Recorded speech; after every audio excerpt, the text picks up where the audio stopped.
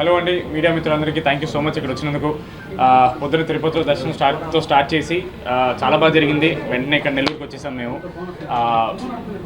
M1 cinemas ఇప్పుడు పర్వి అని మార్చారనుకుంటా. పర్వి సినిమాస్లో ఆఫ్టర్నూన్ షో హౌస్ఫుల్ అవ్వడం మాకు చాలా చాలా హ్యాపీగా ఉంది. అండ్ హౌస్ఫుల్ దాంట్లో 60% ఆడవాళ్ళు ఉన్నాం, మాకు ఇంకా హ్యాపీ. అందులో 10% పిల్లలు ఉన్నారు. మేము ఏదైతే సంవత్సరం నుంచి కష్టపడి ఫ్యామిలీస్ అని ఇంత మేము గోళ హడావిడి చేసామో అది మాకు కనపడగానే మాకు చాలా హ్యాపీ అనిపించిందండి. ఎందుకంటే మా వరకు అయితే సినిమా అంటే ఫ్యామిలీస్ అందరితో కలిసి ఎంజాయ్ చేయాలి.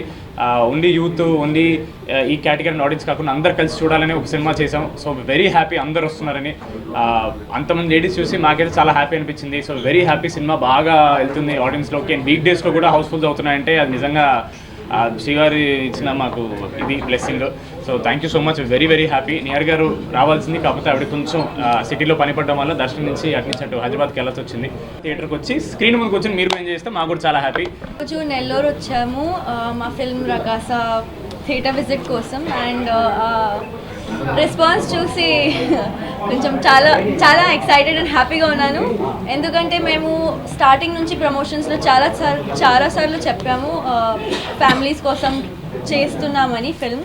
అండ్ చిన్నపిల్లల నుంచి పెద్దవాళ్ళు అందరికీ నచ్చుతుంది అని. అండ్ ఈరోజు నిజంగానే చిన్నపిల్లలు ఉన్నారు, పెద్దవాళ్ళు ఉన్నారు, చాలామంది లేడీస్ కూడా ఉన్నారు. అది చూసి చాలా స్పెషల్ ఫీలింగ్ వచ్చింది. అండ్ అంతే, జస్ట్ చాలా హ్యాపీగా ఉన్నాను. And thank you so much media మిత్రులందరికీ ఇంత సపోర్ట్ చేసినందుకు, ఇంత మా ప్రమోషనల్ కంటెంట్ జనాలకి పుష్ చేసినందుకు. సో అంతే, thank you so much. Just really great.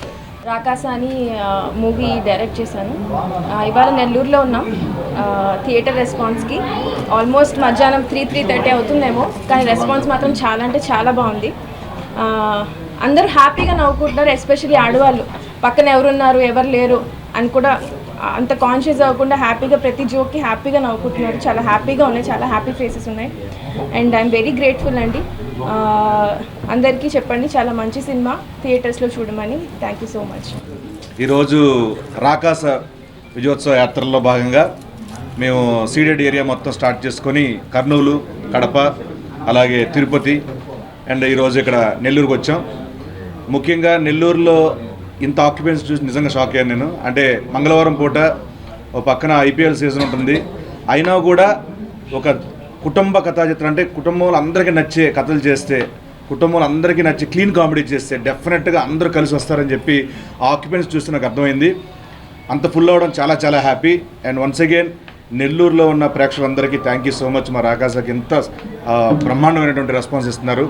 And ముఖ్యంగా మా సినిమాని ఇక్కడ తీసుకొచ్చి నెల్లూరు ఏరియాకి రిలీజ్ చేసిన అభి సినిమాస్ భాస్కర్ రెడ్డి గారికి థ్యాంక్ యూ సో మచ్. ఇంకొకసారి ఏంటంటే చందమామలు మళ్ళీ చెప్తాను, చందమామ లాంటి కథలు మనకి ఈ జనరేషన్ పిల్లలకి చెప్తే ఎంతవరకు ఎక్కించుకుంటారు, ఎంతవరకు వింటారు, ఎంతవరకు అబ్బించుకుంటారో తెలియదు. బట్ చందమామ లాంటి కథలు చేసి దానికి మంచి కామెడీ ఆపాదించి నీట్గా చేస్తే మాత్రం డెఫినెట్గా థియేటర్ రెస్పాన్స్ ఎలా ఉంటుందని చెప్పి మరొకసారి తెలుగు ప్రేక్షకులు మంచి సినిమాల పట్ల తమ ప్రేమను మరొకసారి వ్యక్తం చేశారు. And thank you so much. డెఫినెట్గా ఇంకెవరైనా చూడకపోతే కనుక థియేటర్ రండి, చూడండి, 10 మందికి చెప్పండి. ఇలాంటి సినిమాల్ని మీరు ఎంకరేజ్ చేయాలని మనస్ఫూర్తిగా కోరుకుంటూ, అండ్ ఇంత మంచి కథ అందించిన మా మానస శర్మ గారికి once again thank you so much. And ఇలాంటి కథను నిర్మించిన మా ప్రొడ్యూసర్ నిహార్ కొనిదల గారికి, అండ్ ఇంత గ్రాండ్ సక్సెస్ కొట్టిన మా హీరో సంగీత్ గారికి, నయన్ సార్ గారికి, అండ్ ఇతర నటీనటులకి అండ్ సాంకేతిక వర్గానికి మనస్ఫూర్తిగా కృతజ్ఞతలు తెలుపుకుంటూ thank you so much. Sound వస్తుంది, బాగుంటుందండి.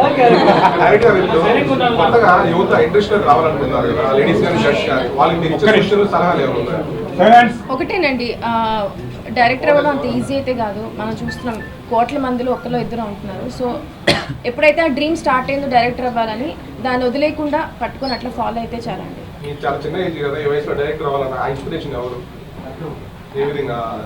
చిన్నప్పటి నుంచి చూసిన సినిమాలేనండి.